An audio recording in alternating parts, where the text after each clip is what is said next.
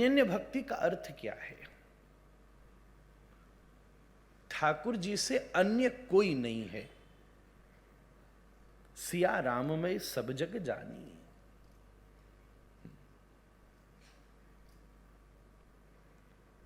भैया जो भक्त होगा ना, वो सामने वाले को भगवान से नीचे देख ही ना सके। अगर भक्ति आ गई, हम कहते हैं ना, किसी के भीतर पशुता होगी तो वो सामने वाले के दोष को देख लेगा। किसी के भीतर इंसानियत होगी तो वो सामने वाले के मनुष्यत्व को देख लेगा। किसी के भीतर देवत्व होगा तो वो सामने वाले के गुण को देख लेगा। पर अगर किसी के भीतर भक्ति होगी तो वो सामने में केवल भगवान को ही देख लेगा। बस जो सामने है वो सीधा प्रभु है। नामदेव की कहानी, कथा प्रसिद्ध है ना, फुलका सेके नामदेव और कुत्ता ले गयो रोटी। नामदेव प्रभु पीछे घी की कटोरी लेकर दौड़े।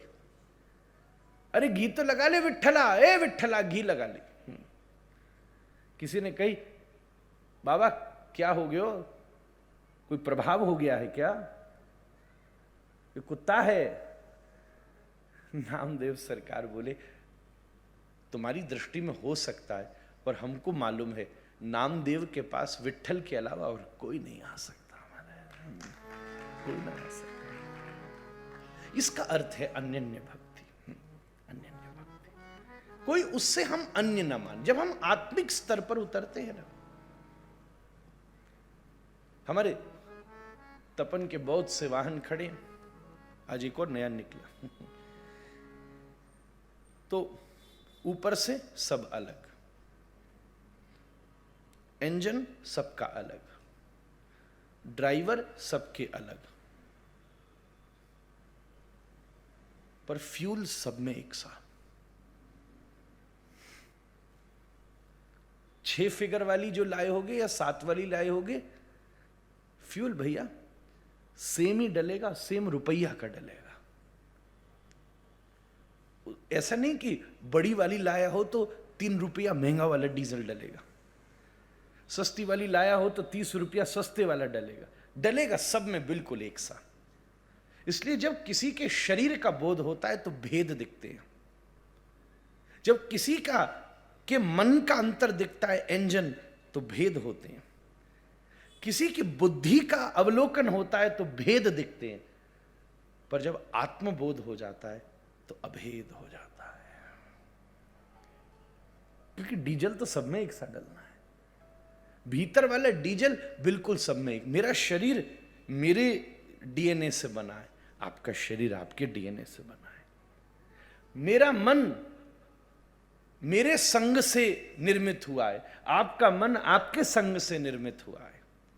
मेरी बुद्धि मेरे विचार और मेरे संग से, मेरे अध्ययन से निर्मित हुई है। आपकी बुद्धि आपके अध्ययन और अनुभव से निर्मित हुई है। पर जब चौथी जगह चले जाओगे, जो ठाकुर जी ने भीतर भरे हुए, वो बिल्कुल 100 भरे हुए। वही डीजल यहां भी है और वही सामने भी है। वही फ्यूल यहां है, वही फ्यूल वहां है। इस स्तर तक चले जाना अनन्यता है। कथा में अनन्यता मिलती है भैया, सब भेद खत्म।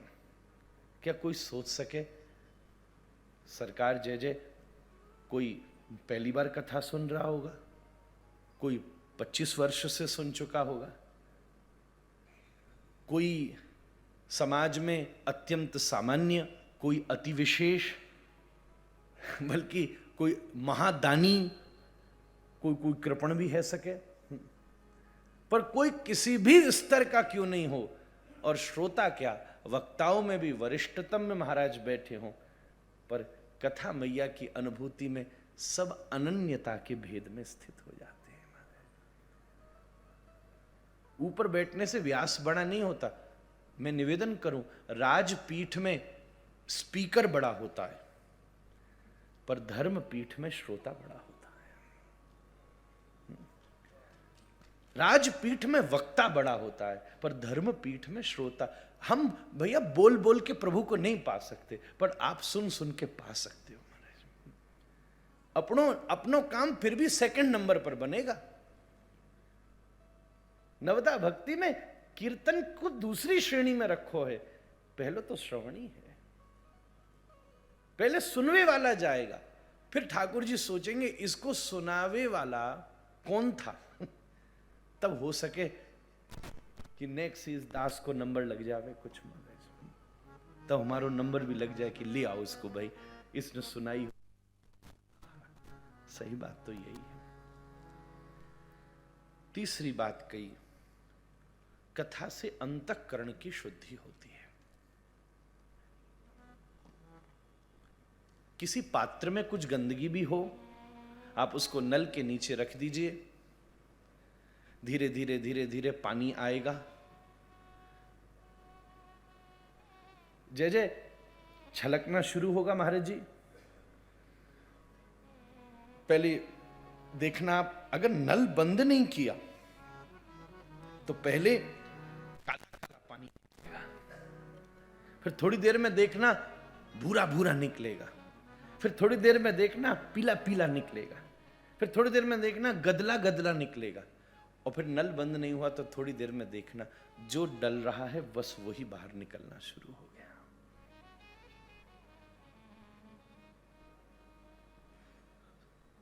दुनिया के किसी भी प्रयोग में क्यों ना हो, पर कोई ना कोई स्वार्थ तो सम्मिलित है ही है ना।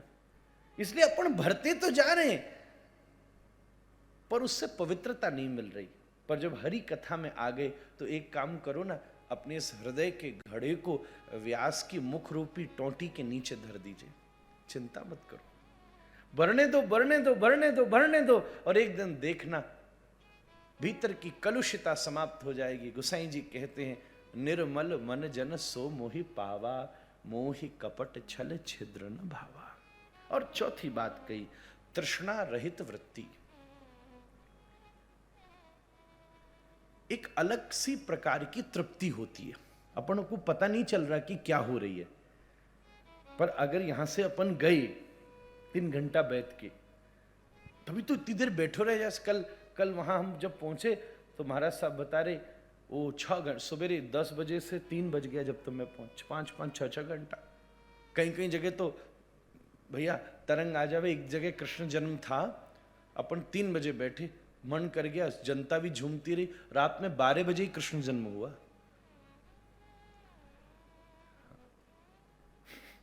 कोई पीछे वाले लोग चौंक गए, चिंता मत करो, आपको टाइम से छोड़ दूंगा मैं।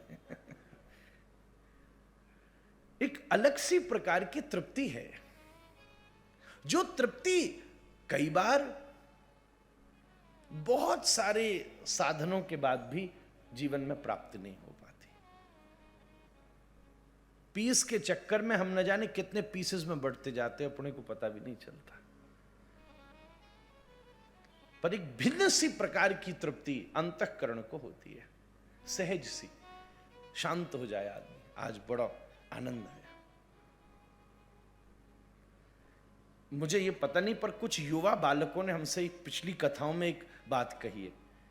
बंबई में भी हम थे, तो वहां जो कुछ युवा कथा सुन रहे थे, बड़ी गंभीरता से सुनते, उसने हमें ये कहा कि महाराज जी, हमको जब जितने दिन हम कथा सुनते, रात में नींद बड़ी अच्छी आती है, थोड़ी देर आवे पर गहरी आवे।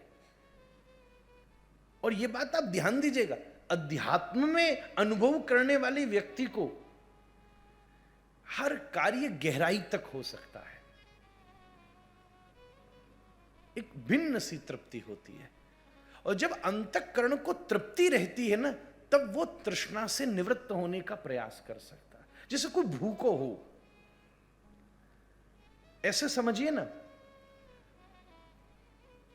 तेज भूख लग रही हो तो हमारे व्रज की कहावत है, भैया किवाड़ भी पापड़ हो जाते। पर जाको पेट भरियो हो, आपको देख के हम भी नेक मालवी बोली कोशिश कर रहे हैं, पर ब्रजी निकल रही है। पर पेट भरियो हो तो 56 भोग सामने धरे हो ना। अच्छा, भरे पेट में व्यवहार की वजह से खानो भी पड़ जाए कहीं कहीं। आप सब व्यवहार जगत वाले लोग हैं, जानो पड़े झूठो ही कर लो। हमसे कई लोग कहते हैं भैया झूठो ही कर लो, झूठो ही कर लो। वो तो हनुमान जी की कृपा है कि बिन लोगन ने हमको एक रास्ता दिखा दिया है। क्या रास्ता दिखा है भैया? मैनाक आए और हनुमान जी बोले हम छू दे रहे हैं भैया।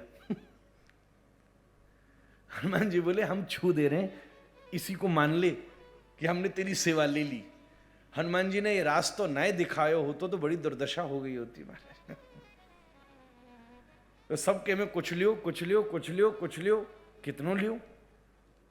भोजन और भजन की सावधानी तो साधक को रखनी होगा महाराज। तो हनुमान जी ने बड़ो मार्ग दिखा दियो कि चलते रहो, कोई देवे हाँ हम छू दे। आप देखना बहुत सारे संत आप हाँ हम छू दिए ना, बस ठीक है, इसको मानो कि आरोगी लिए, छू दिए बस।